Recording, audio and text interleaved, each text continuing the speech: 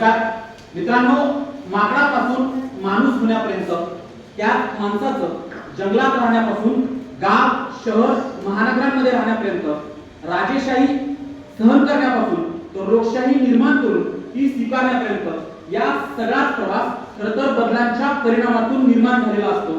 अगदी या लोकशाहीचा प्रवासातली लोकशाही कुणासाठी सत्तेची शिडी ठरते तर कुणासाठी हक्कांची ढाल ठरते, कुणासाठी आवाज ठरते तर कुणासाठी फक्त आकड्यांचा खेळ ठरते। त्यात आवाज नसलेल्यांना आवाज देताना रोज कसोटीला लागणाऱ्या लोकशाहीची गोष्ट मित्रांनो सांगायला गेल्यास या गोष्टीचे असंख्य पात्र आहेत, पण या पात्रांपैकी ज्या पात्रांवर या लोकशाहीचा प्रवास निरंतर टिकणार आहे ती मुख्य तीन पात्र म्हणजे राजकारण, पक्ष आणि मूल्य। अगदी या पात्रांचा प्रवास सुद्धा या गोष्टीसारखाच, या पात्रांचा इतिहास सुद्धा या गोष्टीसारखाच बदलांचा आहे। अगदी हाच इतिहास आणि त्यातून निर्माण झालेलं वर्तमान आणि भविष्य मांडण्यासाठी उभा आहे। नमस्कार, मी सांकेतिक कोड क्रमांक 131 विषय मांडतोय बदलते राजकारण, बदलते पक्ष आणि बदलती मूल्य। मित्रांनो, समाजशास्त्रज्ञ वेबरला राजकारण खरं तर शक्तीसाठीचा संघर्ष वाटतो, पण हा शक्तीसाठीचा संघर्ष जेव्हा पराकोटीला जातो अगदी त्यावेळी रशिया आणि चायना सारखे हुकुमशाह महासत्ताक असलेले देश नेपाळ आणि युक्रेनला गिळंकृत करताना नवीन साम्राज्यवादी राजकारणाची भिजत येताना दिसायला लागतात। टर्की, हंगेरी, पोलंडमध्ये उदारमतवादी लोकशाही राजकारण रसातळाला जाताना दिसायला लागतं।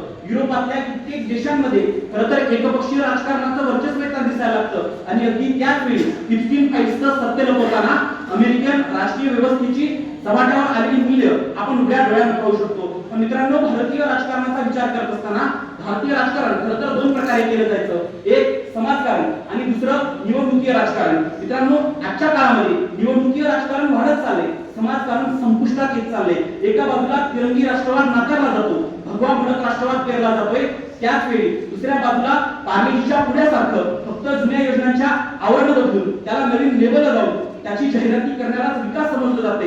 प्रत्येक विकासाच्या प्रश्नाचं उत्तर जय श्री राम दिलं जाते आणि अगदी त्याच वेळेला जेव्हा इथे उद्योगपतींच्या घशामध्ये कित्येक जमिनी घातलेल्या आपल्याला पाहायला मिळतात, अगदी त्याच वेळी या देशामध्ये ठराविक भाषेसाठी ठराविक खाण्यापिण्याची सक्ती केली जाते, आरक्षणाच्या प्रश्नाच्या माध्यमातून समाजामध्ये तेढ निर्माण केली जाते आणि त्याच वेळी या देशामध्ये एका काली जेव्हा विचारपूजा केली जायची, आज इथल्या देशामध्ये व्यक्तिपूजेचं राजकारणामध्ये व्यक्तिपूजेचं राजकीय स्तोम वाढलेलं आपल्याला पाहायला मिळतं आणि अगदी त्याच्यातूनच दादा भंगार आहे बाकी सब भंगार आहे म्हणत असताना या देशातली लोकशाही हा प्रश्न विचारणं मला गरजेचं वाटायला लागतं। एका बाजूला दिल्लीमध्ये वंदे मातरमच्या महत्त्वावर चर्चा व्हायला लागतात, पण त्या दिल्लीचं आणि देशाचं सुजलाम सुफलाम कधी होणार याच्या चर्चा इथल्या राजकारणामधून संपल्या काय हा प्रश्न मला पडायला लागतो।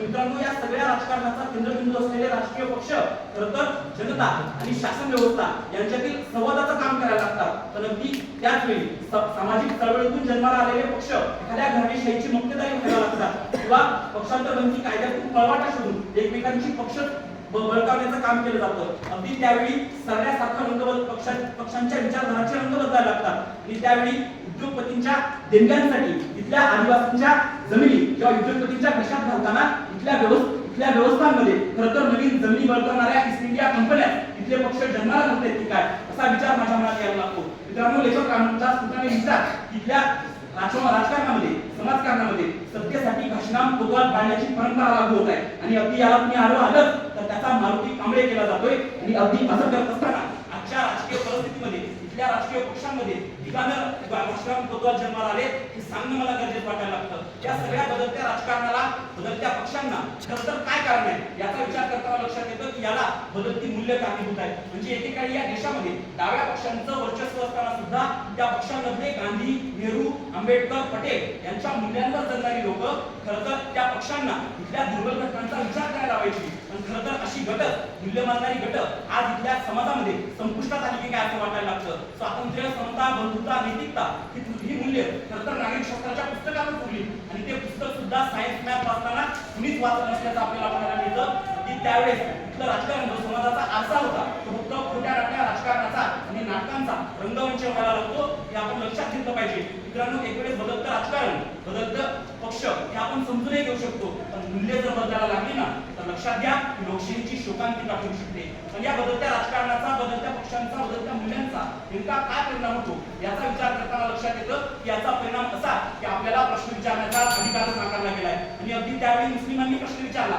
तर त्यांना गद्दार म्हटलं जातं, शिखांनी प्रश्न विचारला तर त्यांना खलिस्तानी म्हटलं जातं, हिंदूंनी प्रश्न विचारला तर काँग्रेसी म्हटलं जातं, ख्रिश्चनांनी प्रश्न विचारला तर त्यांना मिशनरी म्हटलं जातं आणि आदिवासींनी प्रश्न विचारला तर त्यांना नक्षली ठरवलं जातं. म्हणजे एका बाजूला ठराविक विचारधारा असणाऱ्या लोकांना देशभक्तीचं सर्टिफिकेट वाटण्याचे कारखाने आपल्या देशामध्ये जन्माला यायला लागले काय हे सुद्धा, हा बदल सुद्धा आपण लक्षात घेणं गरजेचं आहे. तर मित्रांनो, या सगळ्या चर्चेमध्ये खरं तर मूल्य जिवंत आहे, मूल्य मेली, राजकारण जिवंत आहे, ते राजकारण मेलंय, पक्ष जिवंत आहे, पक्ष मेले, लोकशाही जिवंत आहे, लोकशाही मेली, खरं तर हे प्रश्न निरर्थक आहे. खरा प्रश्न हा आहे की नागरिक जिवंत आहे, नागरिक मेलाय.